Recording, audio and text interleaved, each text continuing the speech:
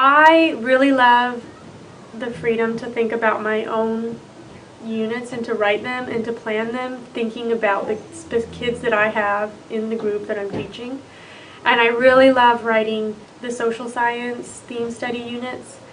I get a lot out of the process itself. I think it's really stimulating, and it's really fun then because I've already invested so much of myself and my energy into the planning that it's really fun to see it all kind of come to fruition. And of course learn about, oh, that didn't go as well as I thought, or I need to change it, but that's part of the joy of teaching, is it's always trying things out and seeing where the kids take it.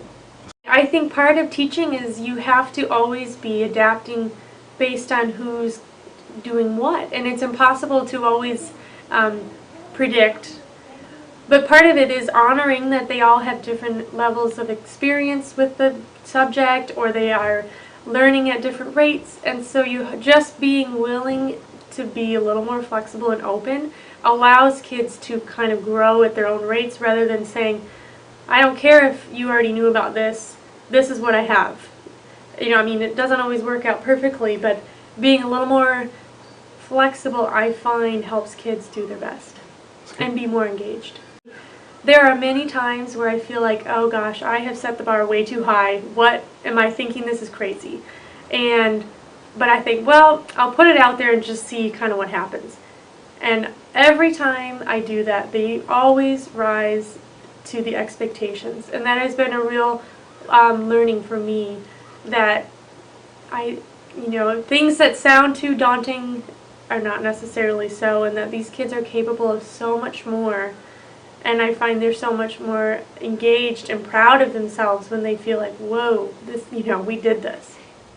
Well, inquiry happens all the time, every day. We ask questions. If they have questions about something, we look into that. Oftentimes when we're reading, we make a list of questions, and there's a constant environment of inquiry going on all the time, no matter what subject we're talking about. The environment is the kind of environment where the thought process is just as important as the answer you come upon. And it's okay to have answers or questions that seem kind of off topic, because that's where you went with that topic. And so that's cool. And so we're going to go that way and take that path where it leads us.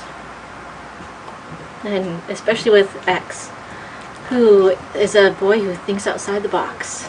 And if he was in a different kind of environment, he would be constantly told you're wrong.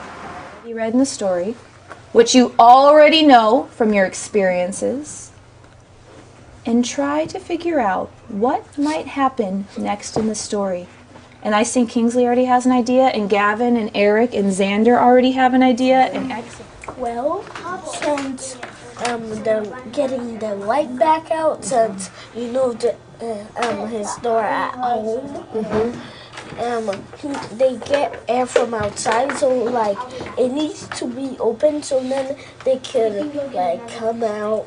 So it kind of brings them back to life. Air can come in and go in that cage, because they're not used to inside air, and inside air is warm air. So you saw him change. I tried to swallow, but something in my throat would not go down, and the light grew dimmer, green, like moonlight under water. Who would like to share first what they think is going to happen next? Kingsley. What's on my plan is, I think he's going to run down the stairs, and his mom will think, what you doing staying up early? Then he will run too fast, he won't even hear a glimpse. Then he'll run outside and let the jar out, and then the lightning bugs will get their yellow back, and then the lightning bugs will say thank you, then the lightning bugs will make an arrow, and then that subject, and then they go through and get a background question that they're going to investigate with a science experiment. So they'll write a hypothesis, they go through and design an experiment, do test runs to make sure their experiment procedure is going to work. start collecting data. Then we sit down and we analyze their data. They make tables and graphs of it and write up the results and their conclusions from that. So it takes about 3 months. They start in December. We're in the middle of it, almost to the end of it now, in March. They'll finish up at the end of March. So it's a really comprehensive project. The kids learn a ton. I mean, not just about their particular topic and what they get from their experiment, but they learn a lot about how can you answer a question and what other kinds of things will come into play that you hadn't anticipated or will affect your results that you didn't think about at the beginning, so that when they sit down and look at their results and we try to figure out why you got what you got, sometimes it's because, well, I didn't do things quite right, and other times it's because, wow, I hadn't even thought about how this might affect it or that might affect it. And so a lot of times they'll have other questions that build off of that. So they'll think about how they could extend that or how they could ask other questions from that initial investigation.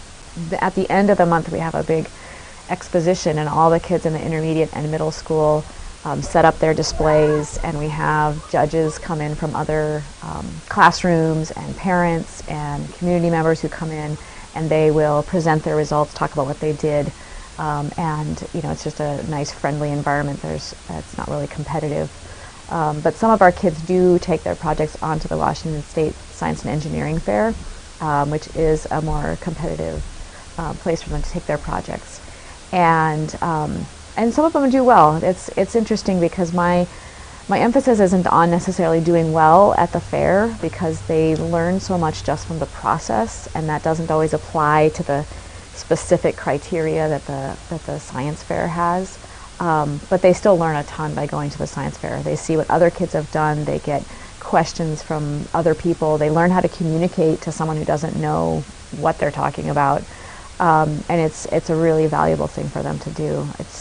It was one of the things that they were doing at the school when I first started. This is my 13th year at the school. So when I first started, we were taking kids to the science fair, and we were doing science inquiry projects for that. But they were really different at that time.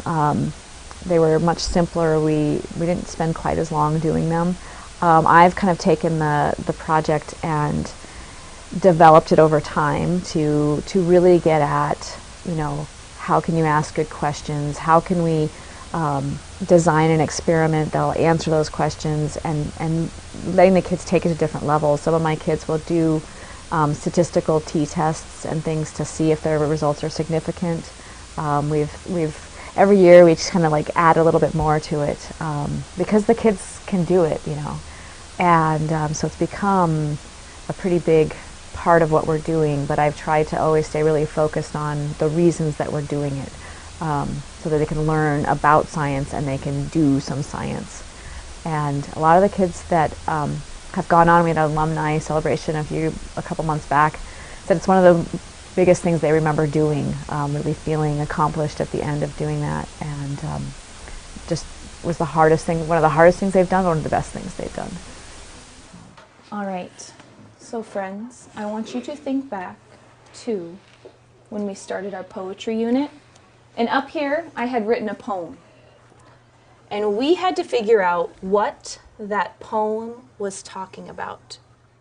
I wanted students to try to figure out what the poem was about based on kind of like the clues in the poem. So we thought about all the different lines in the poem and related it to, again, our own lives and what we see out on the playground, what we've seen in our lives at home, and had all these guesses as to what this poem could be about. And as we wrapped it up, we realized this poem is about a snake.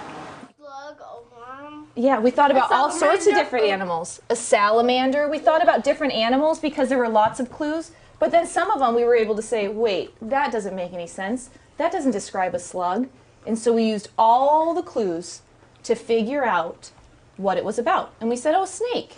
And then we revealed that it was a snake. We used a big word. And we said that we inferred what that poem was about. So that was one of the strategies we used. We reread it and we looked for clues in the poem to figure out what it was about. Kingsley. And how I noted was because Cause one of the clues said it goes through holes under the ground. Mm-hmm. Then I noticed a snake could do that, but I know that a worm can do that, but a worm doesn't go fast. And you just know that because why? How do you know that? Kingsley, how do you know that? A worm doesn't go as fast as snakes. Is that because you've seen worms? Yeah, And you've watched them? They go up, then they wiggle back down. And snakes go faster, like box up, they go to side. You ready for another big word? Well, it's kind of a short word, but another word. So what Kingsley just did is what they say, Kingsley just used his schema. He used things that he knows. So because he's been outside and he's seen snakes and worms and probably picked them up and played with them, yeah? He just knows all these things about snakes and worms, so that helped him figure it out. That's another thing students and people, like teachers and adults, use when they're reading. They use their schema to try to figure out what it is, maybe a word means, maybe what the author is trying to tell us, all sorts of things. Eric? Because someone thought of a vole because the vole could go underground, but it doesn't glide across sticks. Because yes, it goes underground, but it doesn't glide across sticks, so we were able to wean that one out. Yes, Richard? And a worm goes in. He barely moves. He barely moves. He only goes like this. We find worms.